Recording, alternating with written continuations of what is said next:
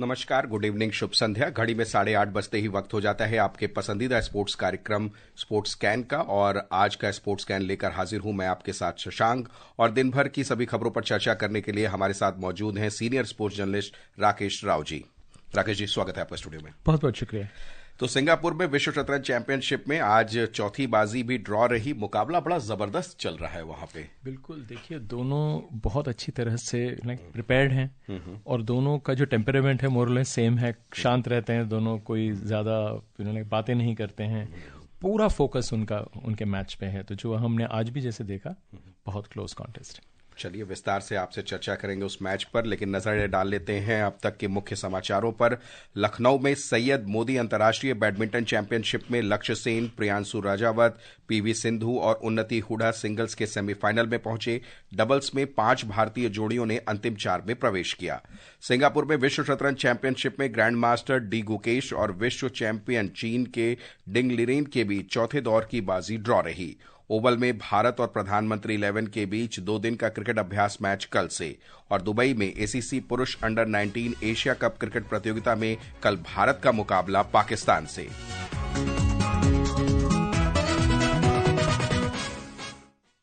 शुरुआत बैडमिंटन से करते हैं। लखनऊ में सैयद मोदी अंतर्राष्ट्रीय बैडमिंटन चैंपियनशिप में लक्ष्य सेन, प्रियांशु राजावत, पीवी सिंधु और उन्नति हुडा सिंगल्स के सेमीफाइनल में पहुंच गए हैं।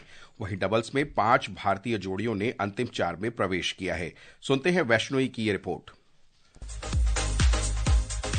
2 बार की चैंपियन और शीर्ष वरीयता प्राप्त सिंधु ने 48 मिनट तक चले क्वार्टर फाइनल में चीन की दाई वांग को 21-15, 21-17 से हराया। सेमीफाइनल में सिंधु का मुकाबला उन्नति हुड्डा से होगा। हुड्डा ने क्वार्टर फाइनल में मलेशिया की इशिका जायसवाल पर 21-16, 21-9 से जीत हासिल की। 2021 विश्व चैंपियनशिप के कांस्य पदक विजेता और शीर्ष वरीयता प्राप्त लक्ष्य ने हमवतन मीराबा लुवांग मैसनाम को 21-8, 21-19 से हराया। लक्ष्य का सामना अंतिम 4 में जापान के शोगो ओगावा से होगा। एक अन्य मुकाबले में दूसरी वरीयता प्राप्त प्रियांशु राजावत ने वियतनाम के गुयेन हे डंग को हराया। डबल्स में 5 भारतीय जोड़ियों ने सेमीफाइनल में जगह बनाई। महिला डबल्स में त्रिशा जॉली और गायत्री गोपीचंद तथा तनिषा कैस्ट्रो और अश्विनी पोन्नप्पा ने अंतिम 4 में प्रवेश किया। पुरुष डबल्स में ईशान भटनागर और शंकर प्रसाद अंतिम तथा साई प्रतीक और पृथ्वी रॉय ने सेमीफाइनल में जगह बनाई। सेमीफाइनल में दोनों जोड़ियां आमने सामने होंगी। मिक्स डबल्स में ध्रुव कपिला और तनिषा कैस्ट्रो ने भी अंतिम 4 में प्रवेश किया। Vaishnavi, sports scan. तो घरेलू मैदान पर लखनऊ में ये टूर्नामेंट चल रहा है और इस पर पीवी सिंधु ने क्या कहा है, ये भी जरा सुन लेते हैं।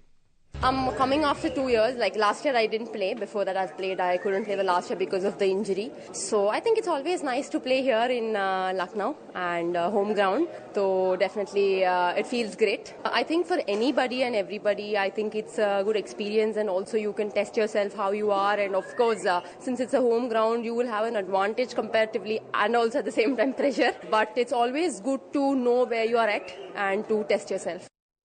तो राकेश जी, टूर्नामेंट को आप कैसे देख रहे हैं और कैसे आंक रहे हैं? देखिए, ये टूर्नामेंट काफी सालों से हो रहा है और मेरे हिसाब से ये वाला जो एडिशन है इस टूर्नामेंट का, इसका स्ट्रेंथ कोई बहुत अच्छा नहीं है, क्योंकि इंडियंस से उम्मीद की जा रही है कि वो जो है सिंगल्स जो है दोनों सिंगल्स जीतेंगे।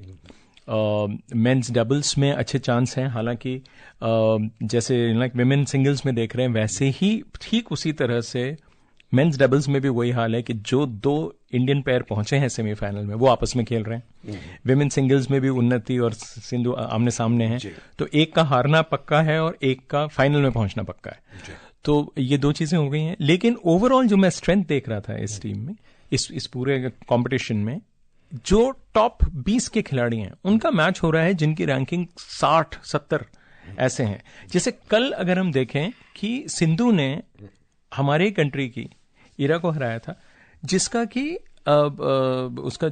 उसकी जो रैंकिंग है वो 147 है जी, और सिंधु की 18 है।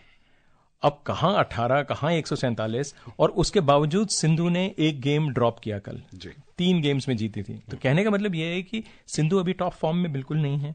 उनको भी मोटिवेट करने के लिए थोड़ा एक अच्छा कॉम्पिटिशन चाहिए, वो भी नहीं मिल रहा है उनको। तो ओवरऑल ठीक है, अब अभी जैसे हमने सुना कि सिंधु ने कहा कि हमारा होम टर्फ है, हमको वहाँ पे इजी हो जाएगा, थोड़ा सा वो है, प्रेशर है, बिल्कुल सही है।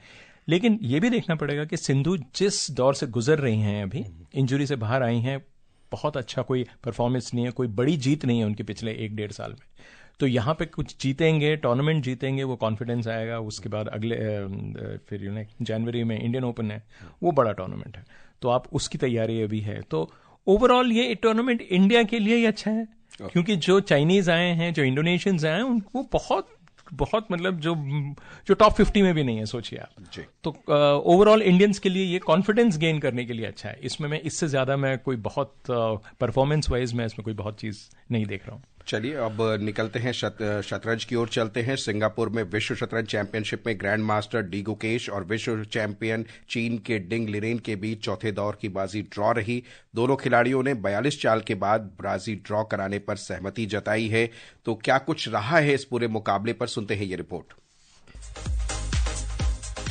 42 चाल की इस बाजी में दोनों खिलाड़ियों ने गेम को जारी रखने के लिए काफी समय तक कड़ी मेहनत की। दोनों ने छोटी छोटी गलतियां भी की, लेकिन स्थिति पूरी तरह बराबरी की रही। लिरेन ने आज अच्छी शुरुआत की, लेकिन गुकेश ने अच्छा कमबैक किया और विरोधी की चालों का सटीक जवाब दिया। लिरेन ने भी सुरक्षित खेलने का फैसला किया और कोई जोखिम नहीं लिया। हालांकि दोनों ने कुछ चालों पर सोचने में बहुत अधिक समय बिताया और खेल ड्रॉ में बदल गया। 14 बाजी के मुकाबले में दोनों खिलाड़ियों के पास अब 2-2 अंक हैं। कल 5वें गेम में गुकेश सफेद मोहरों से खेलेंगे। लिरेन ने पहले गेम में सफेद मोहरों से जीत हासिल की थी। दूसरी बाजी ड्रॉ रही थी। इसके बाद गुकेश ने तीसरी बाजी जीतकर मुकाबले को बराबरी पर लाया था। अभिषेक कपिल, स्पोर्ट्स कैन। तो राकेश जी, सबसे कम उम्र का विश्व चैंपियन गुकेश को हम देखने के लिए तैयार हैं, या ये मैच कैसे हो सकता है? क्योंकि जिस अंदाज में उन्होंने अपना 3rd गेम जो जीते थे पहला हारने के बाद, वो कॉन्फिडेंस तो मुझे दिखा। और आज भी मैं देख रहा था, तो जैसे वो खेल रहे हैं, ब्लैक पीसेस थे आज उनके पास। और डिंग लिरेन ने आज क्या किया कि अपने जो नॉर्मल लाइन खेलता है वो नहीं खेला है, थोड़ा सा डिफरेंट खेला है, थोड़ा सा एक ओपोनेंट को थोड़ा सा एक डिफिकल्टी में डालने के लिए उसने एक अलग चाल खेली जो नॉर्मली नहीं खेलता है। लेकिन गुकेश प्रिपेयर्ड आए थे। हालांकि शुरू में थोड़ा वक्त लिया उन्होंने खेलने के लिए, लेकिन मिडिल गेम के बाद मेरे ख्याल से इक्वल हो गई थी पोजीशन। क्योंकि रूल्स ऐसे हैं इस टूर्नामेंट के, इस पर्टिकुलर मैच के, कि आप 40 मूव से पहले आप ड्रॉ ऑफर नहीं कर सकते। तो ड्रॉइश पोजीशन ही थी, तो वो एक बार 38 मूव्स तक लेके आ गए। वो दोनों के पास वक्त था उस टाइम। फिर उन्होंने फटाफट जो है मूव रिपीट कर दिए, लाइक परपेचुअल, लाइक उसको बोलते हैं परपेचुअल चेक्स। क्योंकि आप चेक देते रहेंगे, मैं हटता रहूंगा, फिर चेक, फिर हटे, फिर चेक, फिर चेक, और उसी स्क्वायर पे आ रही है। जब मैं रिट्रीट करता हूं पीस को, तो उसी स्क्वायर पे आ रहा है। तो पोजीशन अगर बोर्ड के ऊपर 3 बार रिपीट हो जाए, अगर मैं एक फोटो खींचूं बोर्ड का, तो 3 मूव्स के बाद भी सेम फोटो निकले, तो इसे कहते हैं फोटोग्राफिक पोजीशन, और यहाँ पे ड्रॉ हो जाता है। तो ये टेक्निकल ड्रॉ इसको मान के चलते हैं, और ड्रॉ एग्री हो गया उसके बाद। तो गुकेश के क्या मजबूत पक्ष हम देख रहे हैं यहाँ पर, या क्या मजबूत पक्ष हैं? देखिए, पक्ष जो उनके हैं वो हैं उनकी जो एबिलिटी है कैलकुलेट करने की। कम टाइम में एक लंबा sequence of move, 15-18 move deep वो देख लेते हैं। इतना एक नॉर्मल ग्रैंड मास्टर जो है इतना देख पाता है, मगर ये जिस एक्यूरेसी से देख रहे हैं पिछले 2 साल से, पूरा वर्ल्ड चेस इनकी तरफ देख रहा है कि इतने बेस्ट मूव्स ये कैसे चुन पाते हैं। क्योंकि हर मूव के बाद इतनी पॉसिबिलिटीज होती हैं, आप कुछ भी खेल सकते हैं, लेकिन उसमें जो बेस्ट मूव है, जो कंप्यूटर जो कि बहुत एडवांस्ड कंप्यूटर्स हैं आजकल, वो जो सजेस्ट करते हैं मूव कि इसमें सारा कैलकुलेट करता है वो फ्रैक्शन ऑफ सेकेंड्स में, और वो आपको दिखाता है कि ये मूव अगर खेलेंगे तो ये बेस्ट है। गुकेश सोच के जितनी देर में ह्यूमन माइंड काम कर सकता है, उतनी देर में वो वही बेस्ट मूव जो आम इंसान को दिखे न दिखे, गुकेश को ज्यादा बारी वो बेस्ट मूव दिखती है। तो इसलिए उनके गेम को जो हम देख रहे हैं पिछले एक कम से कम 2 साल में, कमाल की कंसिस्टेंसी रही है। और डिंग लिरेन जो है वो भी बहुत सॉलिड खिलाड़ी हैं। हालांकि उनका फॉर्म और गुकेश का फॉर्म अगर हम पिछले 1 साल से देखें, तो गुकेश का फॉर्म बहुत बेटर रहा है। लेकिन मैच होता है, उसका एक प्रेशर अलग है। जैसे आज डिंग ने भी बोला कि जब मैं पहला गेम खेल रहा था उसके साथ, जो वो जीते, उन्होंने कहा कि मुझे एक ये उम्मीद थी कि ये लड़का है नर्वस हो जाएगा, और मैं उसी हिसाब से मैंने पोजीशन मैंने लगाई, और ये नर्वस हुआ और मैं जीता। चलिए, अभी 14 बाजियों का खेल है, मुकाबले चलते रहेंगे, अपडेट हम आप तक पहुंचाते रहेंगे। क्रिकेट की ओर रुख कर लेते हैं। ओवल में भारत और प्रधानमंत्री 11 के बीच 2 दिन का क्रिकेट अभ्यास मैच कल से शुरू होगा, और पहले दिन मौसम पूर्वानुमान में भारी बारिश की संभावना भी जताई जा रही है, लेकिन जो अच्छी खबर निकल के आई है राकेश जी की शुभमन गिल आज कैनबरा में टीम अभ्यास में दिखे, बल्लेबाजी में वापसी की, तो ऐसे में अब टीम कॉम्बिनेशन क्या बनेंगे 6 तारीख से जो डेट में होने वाले? रोहित भी है, शुभमन भी है, कौन इन होगा, कौन बाहर? देखिए, मैं तो इस टीम में कम से कम 3 चेंजेस देख रहा हूँ। ओके, जुरेल, पडिक्कल, अगर आप शुभमन गिल को इंक्लूड करने के लिए ही खिला रहे हैं या उसकी सिर्फ मैच फिटनेस देखने के लिए खिला रहे हैं, ज्यादा से ज्यादा 3 चेंज, नहीं तो 2 चेंज तो मैं देख ही रहा हूँ। रोहित आएंगे और मेरे ख्याल से अश्विन आएंगे वॉशिंगटन सुंदर की जगह, क्योंकि एक ऑफ स्पिनर हमको चाहिए, एक अच्छा ऑफ स्पिनर चाहिए उस विकेट पे, क्योंकि ये मैं इसलिए कह रहा हूं क्योंकि अश्विन का रिकॉर्ड जो है एडिलेड में 2018 में 2021 में अच्छा रहा है उनका, तो मैं उस हिसाब से बोल रहा हूं। और पिंक बॉल है, जो लास्ट टाइम भी हमने यहाँ जो मैच खेला था पिंक बॉल में, सेकंड इनिंग में हम लोग 36 में ऑल आउट हो गए थे, तो कम से कम वो उसकी जो एक बड़ी दर्दनाक यादें हैं तो उसको हमको मिटाना है। रोहित तो आएंगे वापस, तो मैं अगर कहूं कि अगर मैं 3 चेंजेस लेके चलता हूं, रोहित, शुभमन गिल और अश्विन, तो इनकी और ये तीनों जिनकी जगह आएंगे वो मेरे हिसाब से होंगे पडिक्कल, जुरेल और वॉशिंगटन सुंदर। तो बाकी टीम तो मतलब एकोमोडेट कर सकते हैं, 2 चेंजेस भी हो सकते हैं, लेकिन मैक्सिमम 3 चेंजेस हो सकते हैं। ये अभ्यास मैच कितना फायदेमंद रहेगा टीम के लिए? देखिए, पिंक बॉल से खेल रहे हो आप, थोड़ा बहुत आपको वो चाहिए, क्योंकि इंडिया जो है ऑस्ट्रेलिया से बहुत कम पिंक बॉल खेलता है। मतलब ऑस्ट्रेलिया नॉर्मली अपना जो उनका शेड्यूलिंग होता है बड़ा टैक्टिकली करते हैं वो लोग, खासकर इस बार तो इंडिया को उन्होंने तंग करने के लिए ही किया ये शेड्यूल कि पर्थ में, जहां पे वो उस स्टेडियम में कभी नहीं हारे थे, वहां पहला मैच रखा। दूसरा मैच उन्होंने सीधा उनको दिया, पिंक बॉल दिया, डे नाइटर, क्योंकि लास्ट टाइम वो बड़े आराम से जीत गए थे हमसे, हम लोग 36 पे जब ऑल आउट हो गए थे, मैंने बताया। तो इनको ये था कि ये 5 मैच की श्रृंखला है, नॉर्मली जो होता है बॉर्डर गावस्कर 4 मैच का होता है, और पिछले 4 जो श्रृंखलाएं हुई हैं भारत हर एक श्रृंखला को 2-1 से जीता है। तो इस बार उन्होंने कहा कि हम अपने 5 वेन्यूज जो हैं, तो इस बार ऑस्ट्रेलिया के जो 5 वेन्यूज हैं, 5 जगह मैच हो रहा है बीजीटी का, और वहां पे इनका ये था। तो ये सिर्फ प्रैक्टिस मैच है, इस प्रैक्टिस मैच में आप देखेंगे कि 11 से ज्यादा लोग खेलेंगे। जी। चलिए, और 2 खबर और है हमारे पास क्रिकेट की। दुबई में एसीसी पुरुष अंडर 19 एशिया कप क्रिकेट प्रतियोगिता में कल भारत का मुकाबला पाकिस्तान से होगा। और एक और जो खबर आ रही है चैंपियंस ट्रॉफी की, कि पाकिस्तान में होने वाले चैंपियंस ट्रॉफी क्रिकेट प्रतियोगिता के लिए अब तक सहमति नहीं बन पाई है। अंतर्राष्ट्रीय क्रिकेट परिषद आईसीसी के कार्यकारी बोर्ड की चैंपियंस ट्रॉफी के कार्यक्रम को लेकर बुलाई गई आपात बैठक में कोई सहमति नहीं बनी।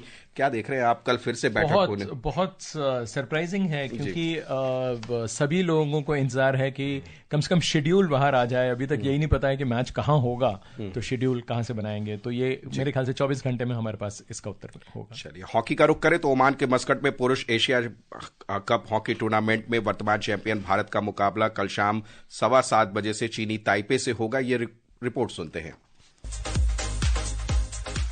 मस्कट में पुरुष जूनियर एशिया कप में भारतीय जूनियर पुरुष हॉकी टीम ने कल जापान को संघर्षपूर्ण मुकाबले में 3-2 से हराकर लगातार दूसरी जीत दर्ज की। थोकचोम किंगसन सिंह ने 12वें मिनट में भारत के लिए खाता खोला, लेकिन जापान के नियो सातो ने जल्द ही गोल करके बराबरी हासिल कर ली। दूसरे हाफ में दोनों टीमों के बीच पेनल्टी कॉर्नर पर जोर आजमाइश हुई। रोहित ने 36वें मिनट में गोल कर भारत को फिर से बढ़त दिलाई, लेकिन नियो सातो ने एक बार फिर गोल करके स्कोर 2-2 से बराबरी पर ला दिया। अरिजीत सिंह हुंदल ने 39वें मिनट में गोल कर भारत को निर्णायक बढ़त दिला दी। भारतीय टीम ने प्रतियोगिता में अपने दोनों मैच जीते हैं। पहले मैच में भारत ने थाईलैंड को 11-0 के बड़े अंतर से हराया था। रविवार को भारतीय टीम अंतिम ग्रुप मैच में कोरिया से खेलेगी। Shakti Singh, sports scan. तो जूनियर टीम इन फॉर्म है, प्रतियोगिता में फेवरेट दिख रही है आपको राकेश? बिल्कुल, चलिए, इसमें कोई शक नहीं। तो राकेश जी, आप स्टूडियो में आए, आपने विस्तार से सभी खबरों पर हमारे साथ चर्चा की, इसके लिए बहुत बहुत शुक्रिया। बहुत बहुत शुक्रिया शशांक। चलते चलते श्रोताओं, आपको हेडलाइंस एक बार फिर से बता देते हैं। लखनऊ में सैयद मोदी अंतर्राष्ट्रीय बैडमिंटन चैंपियनशिप में लक्ष्य सेन, प्रियांशु राजावत, पीवी सिंधु और उन्नति हुडा सिंगल्स के सेमीफाइनल में पहुंचे। डबल्स में 5 भारतीय जोड़ियों ने अंतिम 4 में प्रवेश किया। सिंगापुर में विश्व शतरंज चैंपियनशिप में ग्रैंड मास्टर डी गुकेश और विश्व चैंपियन चीन के डिंग लिरेन के बीच चौथे दौर की बाजी ड्रॉ रही। और ओवल में भारत और प्रधानमंत्री 11 के बीच 2 दिन का क्रिकेट अभ्यास मैच कल से। और दुबई में एसीसी पुरुष अंडर 19 एशिया कप क्रिकेट प्रतियोगिता में कल भारत का मुकाबला पाकिस्तान से होगा। तो फिलहाल शशांक और स्पोर्ट्स स्कैन की पूरी टीम को अनुमति दीजिए। गुड नाइट, शुभ रात्रि।